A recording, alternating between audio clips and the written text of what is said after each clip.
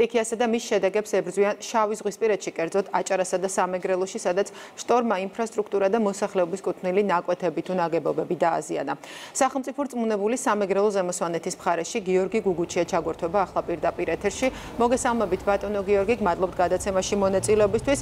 რომ გითხრათ რა მდგომარეობაა ამჟამად რეგიონში, კერძოდ ფოთში, ანაკლიასა და განმუხურში, იმ სანაპირო ზოლში, სადაც სტიქიამ ძირითადი ზიანი მიაყენა მოსახლეობას და ადგილობრივ ინფრასტრუქტურას.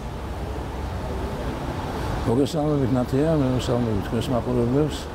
რაც შეეხება იმას, რომ რა მდგომარეობაა ამჟამად ჩვენ სანაპირო ზოლზე, შემიძლია ვთქვა ის, რომ მიმდინარეობს ზარალის დათვლა. საკმაოდ მნიშვნელოვანი ზარალი მიიღო ორივე მიმართულებაზე, ორივე მუნიციპალიტეტმა, ფოთმაც და ზუგდიდმაც. და ამ ზარალის შედეგების აღმოხვის ღონისძიებები ტარდება ეხლა. საუბარია პირველ ეტაპზე, რა თქმა უნდა, გაწმენდით სამუშაოებზე სანაპირო ზოლის და იმ ზარალის დადგენაზე და აღრიცხვაზე, რაც მივიღეთ აი ამ შტორმის შედეგად. ზარალის ოდენობაზე ალბათ ჯერ ადრეა საუბარი, მაგრამ თუ გაქვთ ინფორმაცია, რა ტიპის არის უფრო მეტად ეს ზარალი, ეს არის საქალაქო ინფრასტრუქტურა უფრო მეტად თუ მოსახლეობის კუთვნილი ნაკვეთები და ნაგებობები? მოსახლეობასთან დაკავშირებით ძალიან კარგია ის, რომ მოსახლეობას კერძო საკუთრებას რაც შეეხება იქ ზარალი ჩვენ არ აგვაქვს ისეთი მნიშვნელოვანი, ძირითადად საჯარო მიმართულებაზეა მიყენებული ეს ზარალი, მაგალითად ფოთის მიმართულებაზე, ფოთის ეგრეთ წოდებული კუნძულის უბანში არსებულ სანაპირო ზოლზე მთლიანად განადგურებულია ბილიკები, დამცავი ჯებირები, ასევე განადგურებულია კაბელები, როგორც მიწის ზედა, ასევე მიწის შიგნით ჩადებული, შესაბამისად ეს ყველაფერი აღდგენას საჭიროებს აუცილებელს და დაახლოებით უხეშად რო ვთქვათ, ზარალი იქნება სავარაუდოდ, თუმცა გადასტურებული ჯერ არ გვაქვს, მაგრამ სავარაუდოდ 9 მილიონი ლარის ოდენობის, რაც შეეხება უკვე ზუგდიდის მუნიციპალიტეტზე, ანაკლია განმუხურის მიმართულებით და გაცილებით მეტია ზარალი, ჩვენ ალბათ 3.5 მილიონი ლარის ზარალი მოგვადგა ამ შტორმის შედეგად.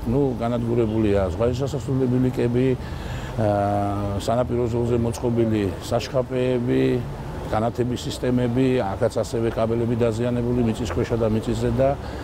შესაბამისად გასახდელები მთლიანად განადგურებულია, მწვანე საფარი და ასე შემდეგ. ასევე მნიშვნელოვანი ზარალი მოგვაყენა იმ თვალსაზრისით სტიქიამ, რომ იქ არსებული ამფითეატრის საბჯენი ბოძებია მორყეული, ერთი მთლიანად მოწყვეტილია და საერთოდ მდგრადობა დარღვეულია, და ეს აუცილებლად აღსადგენია, რაც შეიძლება სწრაფად მთლიანად არ დაიშალოს და აღდგენის სამუშაოების დაწყების დროსა და ხანგრძლივობაზე რა შეგიძლიათ გითხრათ ახლა ამ ეტაპზე ბატონ გიორგი?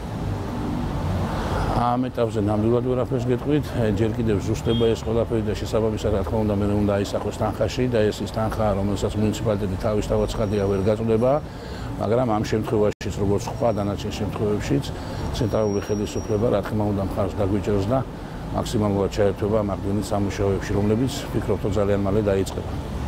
ჯერ მართალია ძალიან მნიშვნელოვანია შედეგების ლიკვიდაცია და ზარალის დათვლა, ანაზღაურება, მაგრამ რამდენად შეგვიძლია ვისაუბროთ რეგიონის მასშტაბით აი ამ ტიპის ზიანის პრევენციაზე?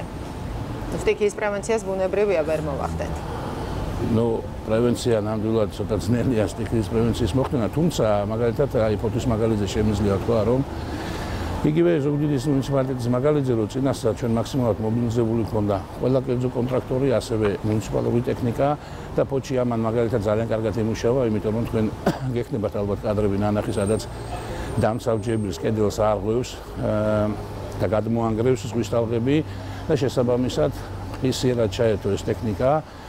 ჩავდგით ეს ეგრეთ წოდებული ტეტრაბოტები და რომლებმაც ფაქტიურად გაანახევრა სტიქიის შემოტევის ზალა იმ კონკრეტულ მონაკვეთზე და იქ არსებული სასაფლაო კი რა თქმა უნდა წყალი შემოდიოდა, მაგრამ აი მასიური შემოსვლისაგან იხსნა და ასევე იხსნა იქ არსებული მოსახლეობა. აი ეს თუ შეიძლება ჩაითვალოს პრევენციად, მსგავსი ტიპის პრევენცია ჩვენ გქონდა და ამან საკმაოდ კარგად იმუშავა. ძალიან დიდი მადლობა. გმადლობთ გადაცემაში მონაწილეობისათვის. ქრონიკის კითხვებს პირდაპირ ეთერში სახელმწიფო რწმუნებული სამეგრელო ზემოსვანეთის მხარეში გიორგი გუგუჩია პასუხობდა.